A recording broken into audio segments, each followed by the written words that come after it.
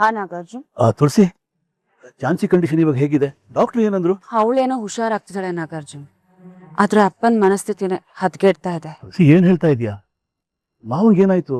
ಅವ್ರಿಗೇನಾದ್ರೂ? ಅವ್ರಿಗೇನಾಗುತ್ತೆ? ಏನೂ ಆಗಿಲ್ಲ, ಆದ್ರೆ ಅವ್ರ ಬುದ್ಧಿ ಇದೆಯಲ್ಲ ಅದು ಬೇರೆನೆ ಯೋಚನೆ ಮಾಡ್ತಾ ಇದೆ. ಅಂದ್ರೆ ಇವಾಗ ಆ ಝಾನ್ಸಿ ಹುಷಾರ್ ಹಾಕ್ತಿದ್ದಾಗೆ ರಾಘು ಜೊತೆ ಬದುಕ್ಬೇಕು ಅಂತ ಬಯಸ್ತಾ ಇದ್ದಾರೆ. ಅವ್ರು ಮಾತ್ರ ಅಲ್ಲ ತುಳಸಿ, ಒಳ್ಳೆ ಮನ್ಸಿರೋ ಯಾರೇ ಆದ್ರೂ ಅದನ್ನೇ ಬಯಸ್. ಬೇರೆ ಯಾರಾದ್ರೂ ಯಾಕೆ? ಈ ಕ್ಷಣದಲ್ಲಿ ನಾನು ಕೂಡ ಅದನ್ನೇ ಬಯಸ್ತಾ ಇದ್ದೀನಿ. ತುಳಸಿ, ನಾನ್ ಹೀಗೆ ಹೇಳ್ತಾ ಇದ್ದೀನಿ ಅಂತ ತಪ್ಪು ತಿಳ್ಕೊಬೇಡ.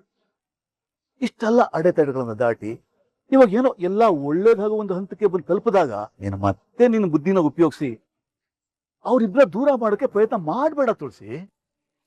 ತುಳಸಿ, ನೀನು ಒಬ್ಳು ಹೆಣ್ಣು, ಇನ್ನೊಂದು ಹೆಣ್ಣಿಗೆ ಕೆಟ್ಟದನ್ನ ಬಯಸ್ಬೇಡ. ಅವಳು ಇಷ್ಟಪಟ್ಟವನ ಜೊತೆ ಅವಳು ಬದುಕಲಿ, ಹಾಗೆ ಹಾರೈಸು ನೀನು. ತುಳಸಿ, ಮನುಷ್ಯ ಅಂದ್ಮೇಲೆ ತಪ್ಪ ಮೇಲೆ ತಪ್ಪನ್ನೇ ಮಾಡ್ತಾ ಇರಬಾರ್ದು. ಇನ್ನು ಮುಂದಾದ್ರೂ ನಿನ್ನನ್ನ ನಿಂತ್ಕೋ, ಖಂಡಿತ ನೀನು ಮಾಡಿರೋ ಎಲ್ಲಾ ಪಾಪಗಳು ಕಳೆಯುತ್ತೆ. ಇಷ್ಟೆಲ್ಲ ಆದ್ಮೇಲೂ ನೀನು ಮತ್ತೆ ಅವ್ರನ್ನ ದೂರ ಮಾಡ್ಲೇಬೇಕು ಅಂತ ಹೊರಟ್ರೆ ಅದು ನಿನ್ನ ಮುಟ್ಟಾಳತನ ಆಗತ್ತೆ. ಜೊತೆಗೆ ಈಗ ನಿಂಗೆ ಸಿಕ್ಕಿರೋ ಪ್ರೀತಿ ಕೂಡ ಕಳ್ಕೋಬೇಕಾಗತ್ತೆ. ನನ್ನ ಪ್ರಕಾರ ಹೇಳೋದಾದ್ರೆ ಇನ್ನು ಮುಂದೆ ನಿನ್ನ ಬೇರೆ ಯಾವ ಆಟಗಳು ನಡೆಯಲ್ಲ. ಮುಂದೆ ಸ್ವಲ್ಪ ಯೋಚನೆ ಮಾಡಿ ಕೆಲಸ ಮಾಡಿ.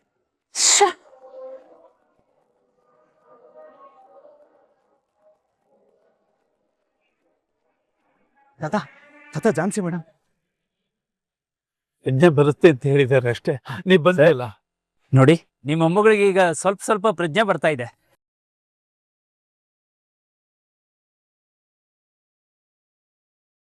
ಇಂಥ ಟೈಮಲ್ಲಿ ಅವ್ರಿಗೆ ಇಷ್ಟ ಆದವರು ಅವ್ರ ಮುಂದೆ ಹೋದ್ರೆ ಖಂಡಿತ ಬೇಗ ಚೇತರಿಸ್ಕೊಳ್ಳೋ ಚಾನ್ಸಸ್ ಇದೆ. ಸೊ ಬೇಗ ಹೋಗಿ ಮಾತಾಡ್ಸೋ ಪ್ರಯತ್ನ ಮಾಡಿ. Thank you doctor.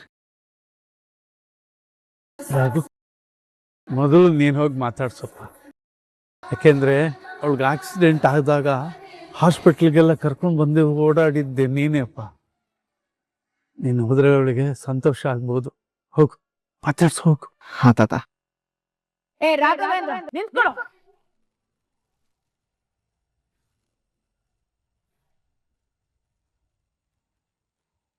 ನೀನ್ ಒಳಗ್ ಹೋಗ್ಬಾರ್ದು, ಮತ್ತೆ ನಮ್ ಝಾನ್ಸಿ ಲೈಫ್ ಅಲ್ಲಿ ಎಂಟರ್ ಆಗ್ಬಾರ್ದು. ಅಂಡರ್ಸ್ಟ್ಯಾಂಡ್? ತುಳಸಿ, ಏನ್ ಮಾತಾಡ್ತಾ ಇದೆಯಮ್ಮ? ಹೂನಪ್ಪ, ಇವನಿಂದ ನಮ್ ಝಾನ್ಸಿ ಜೀವನ ಹಾಳಾಗಿರೋದು ಸಾಕು. ಇವತ್ತು ನಮ್ ಝಾನ್ಸಿ ಒಳಗಡೆ ಆ ಪರಿಸ್ಥಿತಿಯಲ್ಲಿ ಇದಲ್ಲ, ಅವಳಿಗಿಂತ ಗತಿ ಬಂದಿದೆ ಅಂದ್ರೆ ಅದಕ್ಕೆ ಇವನೇ ಕಾರಣ.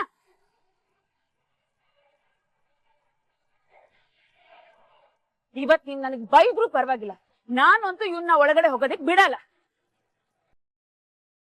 ಮೇಡಮ್ ನೋಡಿ, ನೀವು ತಪ್ಪು ಮಾಡ್ತಾ ಇದ್ದೀರಾ. ಝಾನ್ಸಿಗೆ ರಾಘು ಜೀವ ಅನ್ನೋದನ್ನ ಮರೆತು ಮಾತಾಡ್ತಾ ಇದ್ದೀರಾ. ಝಾನ್ಸಿ ಪ್ರಾಣ ಕಾಪಾಡಕ್ಕಾಗಲ್ಲ ಅಂತ ಎಲ್ರು ಕೈ ಚೆಲ್ ಕೂತಾಗ ಅವಳು ಪ್ರಾಣ ಕಾಪಾಡ್ತೀನಿ ಅಂತ ಸಂಕಲ್ಪ ಮಾಡಿ ಪ್ರಯತ್ನ ಮಾಡಿ ಫಲ ಪಡ್ಕೊಂಡ್ ಬಂದಿರೋ ಗಂಡನ್ನೇ ನೋಡಕ್ ಬಿಡಲ್ಲ ಅಂದ್ರೆ ಏನರ್ಥ? ಮಿಸ್ಟರ್, ಇದು ನಮ್ಮನೆ ವಿಷಯ, ನೀನ್ ಇಂಟರ್ಫಿಯರ್ ಆಗ್ಬೇಡ.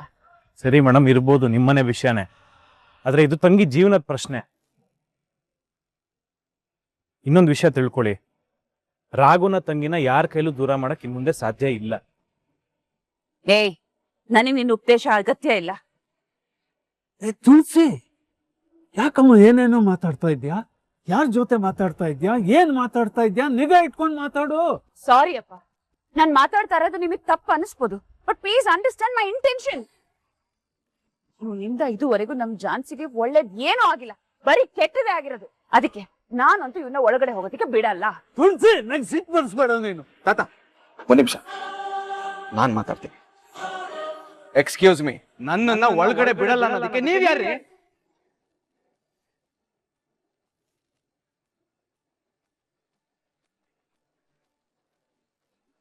ನಾನು ನನ್ನ ಹೆಂಡತಿನ ನೋಡೋಕ್ ಹೋಗೋದನ್ನ ತಡೆಯೋ ಅಧಿಕಾರ ನಿಮಗ್ ಯಾರೀ ಕೊಟ್ಟಿದ್ದು?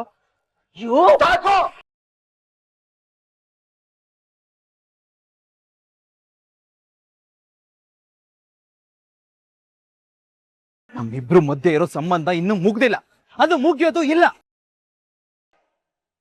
ಯಾವತ್ತಿದ್ರು ಝಾನ್ಸಿ ಮೇಡಮ್ ನನ್ನ ಹೆಂಡತಿ, ನಾನು ಅವ್ರ ಗಂಡನೇ.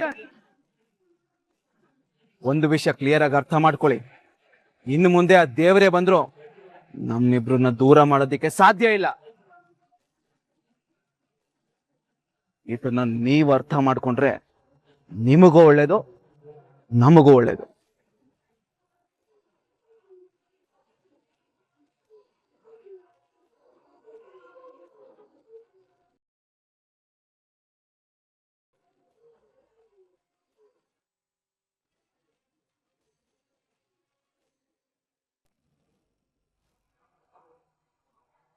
ಅದೇ ಫ್ಯಾಮಿಲಿಗೋಸ್ಕರ ನನ್ನ ಪ್ರಾಣ ತೆಗಿತೀನಿ ಹೊರತು ನಿನ್ನಂತ ಹೆಮ್ಮರಿಗೆ ನಾನ್ ತಾಳಿ ಕಟ್ಟಲ್ಲ.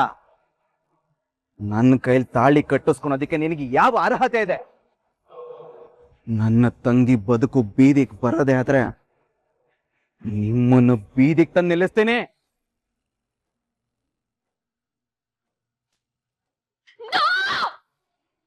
ನೋ. ಏನಾಯ್ತು ಅನಿತಾ? ಇನ್ನು ಏನಾಗ್ಬೇಕಮ್ಮ? ನಿಮ್ ಕಣ್ ಮುಂದೆ ಆಗಿದ್ದ ಅವಮಾನ ಸಾಕಾಗಲ್ವಾ? ಪುಟ, ಹಳೆ ಗಾಯನ ಒರೆಸ್ತಾನೆ ಇದ್ರೆ ವಾಸಿ ಆಗಲ್ಲಮ್ಮ, ರಕ್ತಾನೆ ಬರೋದು. ಹಳೆ ನೆನಪಿನ ಜೊತೆ ಹೋದ್ರೆ ಹೊಸ ದಾರಿ ಕಾಣೋದಿಲ್ಲ, ಕತ್ಲದ ಪ್ರಪಂಚಕ್ಕೆ ಹೋಗ್ಬೇಕಾಗತ್ತೆ. ಅದನ್ನೆಲ್ಲ ಮರ್ತು ಬದುಕೋದಕ್ ನೋಡೆ. ಹೇಗ್ ಮರ್ತು ಮುಂದೆ ಸಾಗ್ಲಿ? ಕಣ್ಣು ಬಿಟ್ರು, ಕಣ್ಣು ಮುಚ್ಚಿದ್ರು, ಕಣ್ಣು ಮುಂದೆ ಅದೇ ಬರ್ತಾ ಇದೆ. ಹಾಗಿರ್ಬೇಕಾದ್ರೆ ನಾನ್ ಹೇಗ್ ಯೋಚನೆ ಮಾಡ್ದೆ ಇರ್ಲಿ? ಆಗಿದ್ದಾಗೋಯ್ತು. ಈಗ ಅದನ್ನೇ ನೆನಪು ಮಾಡ್ಕೊಂಡು ಕೋಪ ಮಾಡ್ಕೊಂಡು ಕೂತ್ಕೊಂಡ್ರೆ ಹಾಳಾಗೋಗೋದು ನಿನ್ನ ಆರೋಗ್ಯ ಕಣಮ್ಮ. ನನ್ ಮಾತ್ ಕೇಳು ಪುಟ, ಅದನ್ನೆಲ್ಲ ಮರ್ತು ಬಿಡು. ಯಾವ್ದನ್ ಮರಿ ಅಂತ ಹೇಳ್ತಿದ್ಯಪ್ಪ? ಅವ್ನ್ ನನಗ್ ಹೊಡೆದಿದ್ದನ್ ಮರಿಬೇಕಾ ಅಥವಾ ಕೈಗ್ ಸಿಕ್ಕಿದ್ ಎಸ್ತದನ್ ಮರಿಬೇಕಾ? ಇಲ್ಲ ಮದ್ವೆ ಮಂಟಪಕ್ ಬಂದು ನಾಡ್ಕ ಆಡಿದ್ದನ್ ಮರಿಬೇಕಾ? ಹೇಳು, ಯಾವ್ದನ್ ಮರಿಲಿ? ನೋಡು ಅನಿತಾ, ಯಾವ ನೆನಪುಗಳು ನಮ್ ಸಂತೋಷನ ಕಿತ್ಕೊಳ್ಳುತ್ತೋ, ಯಾವ ನೆನಪುಗಳು ನಮ್ ಮನ್ಸಿಗೆ ನೆಮ್ಮದಿ ಕೊಡಲ್ವೋ ಅವನ್ನೆಲ್ಲ ಮರಿಬೇಕಣೆ. All right, all right. ನೀವ್ ಹೇಳ್ದಂಗ್ ಬೇಕಾರೆ ನಾನು ಅದನ್ನೆಲ್ಲ ಮರ್ತೋಗ್ತೀನಿ. ಆದ್ರೆ ಅವನು ನೀನು ಒಂದು ಹೆಣ್ಣ ಅಂತ ಕೇಳಿದ್ನಲ್ಲ, ಅದನ್ನ ಮರೆಯಕ್ ಸಾಧ್ಯ ಇಲ್ಲ. ಯಾಕೆ ಯಾಕೆ ನನ್ ಹೆಣ್ಣು ಅಲ್ವಾ ಅಮ್ಮ? ನನ್ನನ್ನೇ ಹೆಣ್ಣು ಕುಲಕ್ಕೆ ಅವಮಾನ ಅಂದ್ಮೇಲೆ ಆ ರೀತಿ ಏನಾದ್ರೂ ಮಾಡಿ ತೋರಿಸ್ಬೇಕು ಅಲ್ವಾಪ್ಪ? ಅದಕ್ಕೆ ಏನ್ ಮಾಡಕ್ಕಾಗುತ್ತ ನೀ? ಅವನಿಗೆ ಅವನ ಜೀವನದಲ್ಲಿ ಯಾವ ಹೆಣ್ಣು ಸಿಗ್ಬಾರ್ದು, ಅದ್ರಲ್ಲೂ ಆ ಝಾನ್ಸಿ ಅಂತೂ ಸಿಗ್ಲೇಬಾರ್ದು. ಯಾಕೆಂದ್ರೆ ಅವಳಿಗೋಸ್ಕರನೇ ತಾನೆ ಅವನ್ ನನ್ನ ಬಿಟ್ಟು ಹೋಗಿದ್ದು. ಅವಳಿಗೋಸ್ಕರನೇ ತಾನೆ ನನ್ನ ಮೇಲೆ ಕೈ ಮಾಡಿದ್ದು, ಪ್ರಶ್ನೆ ಮಾಡಿದ್ದು. ಅಂದ್ಮೇಲೆ ಅವಳೇ ಅವನಿಗೆ ಸಿಗಲ್ಲ ಅಂದ್ರೆ? ಬೇಡ ಅನಿತಾ, ನಿನ್ ಹೆತ್ತವರಾಗಿ ನಾವ್ ಹೇಳ್ತಾ ಇದೀವಿ, ಈ ಕೋಪ ದ್ವೇಷ ಯಾವ್ದು ಒಳ್ಳೇದಲ್ಲ ಕಣೆ. ಹಠ ದ್ವೇಷ ಸಾಧಿಸೋದ್ರಿಂದ ಹಾಳಾಗೋಗೋದು ನಿನ್ ಜೀವನನೇ ಕಣಮ್ಮ. ಐ ಡೋಂಟ್ ಕೇರ್ ಅಪ್ಪ. ನನ್ ದ್ವೇಷಕ್ಕೆ ನಾನೇ ಬಲಿಯಾದ್ರೂ ಪರವಾಗಿಲ್ಲ, ಆದ್ರೆ ಅವರಿಬ್ರು ಜೀವನನ ಬಲಿ ತಗೊಳ್ದೆ ನಾನ್ ಬಿಡೋದಿಲ್ಲ. ಬೇಡ ಅನಿ, ಇಷ್ಟೆಲ್ಲ ಆದ್ಮೇಲೂ ನೀನ್ ಈ ರೀತಿ ದ್ವೇಷ ಸಾಧಿಸೋದ್ ಬೇಕಾ? ನೀವಲ್ಲ, ಆ ದೇವ್ರೇ ಇಳಿದು ಬಂದ್ರು ಈ ವಿಷಯದಲ್ಲಿ ನಾನು ಯಾರ ಮಾತನ್ನು ಕೇಳಲ್ಲ. ಆ ಝಾನ್ಸಿ ರಾಗು ಒಂದಾಗೋಕೆ ನಾನ್ ಬಿಡೋಲ್ಲ.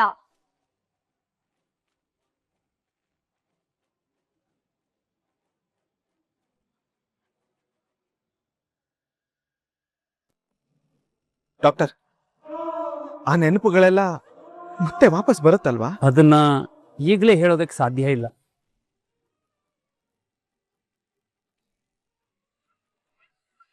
ಈ ರೀತಿಯಾದವರಲ್ಲಿ ಕೆಲವರಿಗೆ ನೆನಪು ಜಸ್ಟ್ 1 ಗಂಟೆಲೇ ವಾಪಸ್ ಬಂದಿದೆ, ಕೆಲವರಿಗೆ ದಿನಗಳು, ಮತ್ತೆ ಕೆಲವರಿಗೆ ತಿಂಗಳು, ವರ್ಷಗಳೇ, ಹೀಗೆ. ಹಾಗೇ ಕೆಲವರಿಗೆ ನೆನಪು ವಾಪಸ್ಸೇ ಬಂದಿಲ್ಲ. ಸೊ ಈಗಲೇ ಏನು ಹೇಳೋದಕ್ಕಾಗಲ್ಲ. ಅಲ್ಲ ಡಾಕ್ಟರ್, ಈಗ ಅವ್ರಿಗೆ ಮತ್ತೆ ನೆನಪುಗಳನ್ನ ಬರ್ಸೋದ್ ಹೇಗೆ? ಹೀಗೆ ಅಂತ ಹೇಳೋದಕ್ಕಾಗಲ್ಲ. ಕೆಲವರಿಗೆ ಕೆಲವು ವ್ಯಕ್ತಿನ ನೋಡಿದಾಗ ನೆನಪಾಗತ್ತೆ, ಕೆಲವೊಂದು ಜಾಗಗಳನ್ನು ನೋಡಿದಾಗ್ಲೂ ನೆನಪು ಬರ್ಬೋದು. ಪರ್ಟಿಕ್ಯುಲರ್ ಆಗಿ ಹೀಗೆ ಆಗತ್ತೆ ಅಂತ ಹೇಳೋದಕ್ಕಾಗೋದಿಲ್ಲ.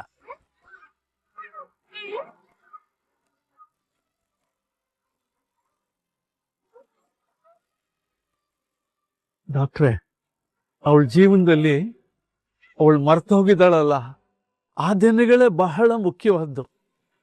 ಅಂದ್ರೆ ಅವಳು ಮದುವೆ ಆಗಿದ್ದು, ಅವಳು ಬದಲಾಗಿದ್ದು, ಇದೆಲ್ಲ ಒಂದ್ ವೇಳೆ ಅವಳ ಮದುವೆ ಬಗ್ಗೆ ಮಾತಾಡಿದ್ರೆ ಅವಳಿಗೆ ಮತ್ತೆ ಎಲ್ಲ ನೆನ್ಪು ಬರ್ಬೋದಾ? ಆಗುತ್ತೆ ಅಂತಾನೂ ಹೇಳಕ್ಕಾಗಲ್ಲ, ಹಾಗೆ ಆಗಲ್ಲ ಅಂತಾನೂ ಹೇಳಕ್ಕಾಗಲ್ಲ. ಬಟ್ ಪ್ರಯತ್ನ ಅಂತೂ ಮಾಡ್ಬೋದು. ನಾನು ಈಗಲೇ ಆಕೆನ್ ಮಾತಾಡಿಸ್ತೀನಿ. ಸರ್, ಸದ್ಯದ ಪರಿಸ್ಥಿತಿಲಿ ಬೇಡ. ಇನ್ನು 4-5 ಡೇಸು ಈ ಥರದ ಪ್ರಯತ್ನ ಯಾರೂ ಮಾಡೋದು ಬೇಡ. ಸ್ವಲ್ಪ ತಾಳ್ಮೆಯಿಂದ ಇರಿ. ಅಲ್ಲಿವರೆಗೂ ಸ್ವಲ್ಪ ಟ್ರೀಟ್ಮೆಂಟ್ ಕೊಟ್ಟು ಅಬ್ಸರ್ವೇಷನ್ ಅಲ್ಲಿ ಇಡೋಣ. ಅವಾಗ್ಲೂ ಅವ್ರಿಗೆ ನೆನಪು ಬರಲಿಲ್ಲ ಅಂದ್ರೆ ಅವಾಗ ಯೋಚನೆ ಮಾಡಿದ್ರೆ ಆಯ್ತು. ಅವರು ಮರ್ತೋಗಿರೋ ನೆನಪುಗಳನ್ನ ತರಿಸೋ ಪ್ರಯತ್ನ ಅಂತೂ ನಮ್ಮ ಕಡೆಯಿಂದ ಆಗುತ್ತೆ. ಮಿಕ್ಕಿದ್ದು ಆ ದೇವ್ರಿಗೆ ಬಿಟ್ಟಿದ್ದು.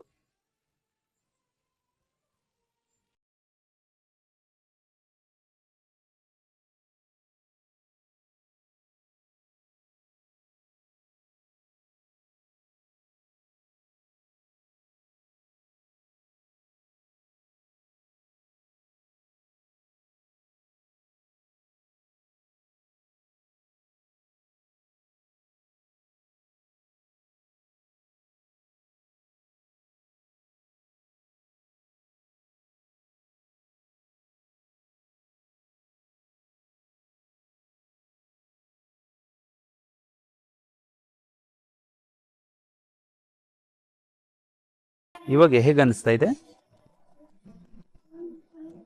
Not bad doctor.